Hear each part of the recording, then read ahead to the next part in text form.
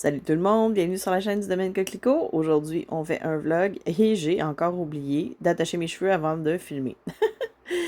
On va ramasser ses choux aujourd'hui. Ouais, il y a nos gentils ratons laveurs qui avaient commencé à en prendre des petites bouchées, donc il était grand temps qu'on ramasse. Ça prend un bon couteau pour faire ça. Si jamais vous en avez, c'est vraiment dur à ramasser.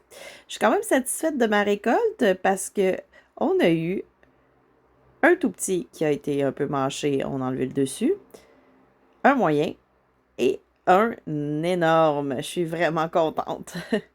Donc, le plus petit, ce que je vais faire, c'est que je vais le mettre à déshydrater. Ça va me servir pour faire mes soupes, puis je vais en prendre un morceau pour moi parce que un chou qui vient d'être cueilli, c'est vraiment trop bon! Bref, j'ai mis tout en lanière et j'ai mis ça dans mon déshydrateur. Je vais m'en servir pour les soupes, pour les ragoûts. J'ai peut-être un peu rempli mon déshydrateur aussi, mais ça va fonctionner quand même. Ce qui est le fun aussi, c'est que ça prend vraiment pas de place un coup que c'est déshydraté. La preuve en est, mon petit chou rentre dans ce plat-là. C'est quand même pas beaucoup. De 2017 à 2021, notre maison a été louée et saccagée. Donc, on refait toutes les pièces et on en profite pour refaire l'isolation des murs et des trucs comme ça. Ça me fascine de voir comment c'est fait. C'est quand même vieux ici, 1850. Regardez, ça, c'est le crépi.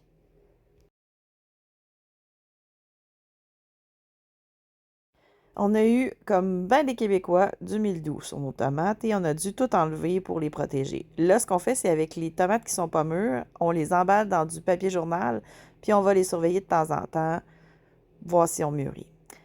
Mais on a eu plein de tomates, au moins 35 livres, donc on va les mettre en conserve. Chez nous, les tomates, c'est toujours des taxis. On le sait justement que c'est une des tomates qui résiste le mieux au mildiou. Donc, c'est pour ça qu'on prend celle-là. J'ai gardé toutes les rognures de tomates qui étaient belles pour me faire du jus. Donc, ce que je fais, c'est qu'après avoir mis mes tomates en conserve, je mets toutes les pleurs, les petits rognons, les choses comme ça, et je passe ça dans mon extracteur à jus, dans le fond, dans ma centrifugeuse, et ça me fait un jus, dans le fond, gratuitement, parce que toutes ces choses-là, je les aurais probablement mis au compost. Le truc, c'est vraiment de mettre les parties solides et non pas le petit liquide qui flotte autour souvent. C'est bien important de mettre du jus de citron quand on fait du jus de tomate parce que c'est pas encore assez acide pour qu'on les laisse comme ça. Le sel est facultatif. Dans le fond, vous en mettez au goût. Je vais donner les proportions par écrit. Là, vous allez les voir apparaître.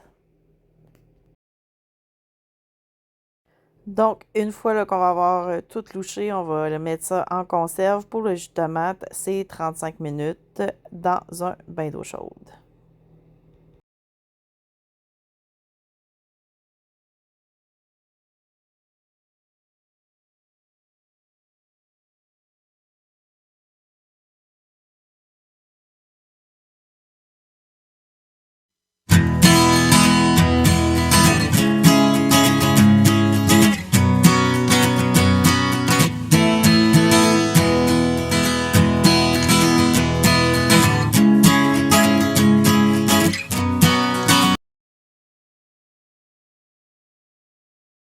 Cette année, pour la première fois, on va faire ce qu'on appelle un jardin d'automne. Donc, le mildiou aidant, si on peut dire ainsi, on a enlevé, dans le fond, la majorité de la terre qui était dans nos pneus de croissance. Là, ce que vous voyez en ce moment, c'est que Martin est en train de faire pousser, pas faire pousser, mais de planter des patates dans un pot. Ça fonctionne très bien, on l'a fait cet été et les patates sont bientôt prêtes à être récoltées. Dans le fond, le principe est simple, c'est qu'on rajoute de la terre au fur et à mesure que les fleurs sortent.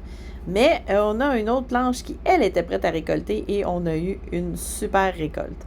On a récolté environ 33 livres de patates, puis on en avait planté environ, je vous dirais, peut-être 6 livres. Fait qu'on est très contents, c'est un bon rendement.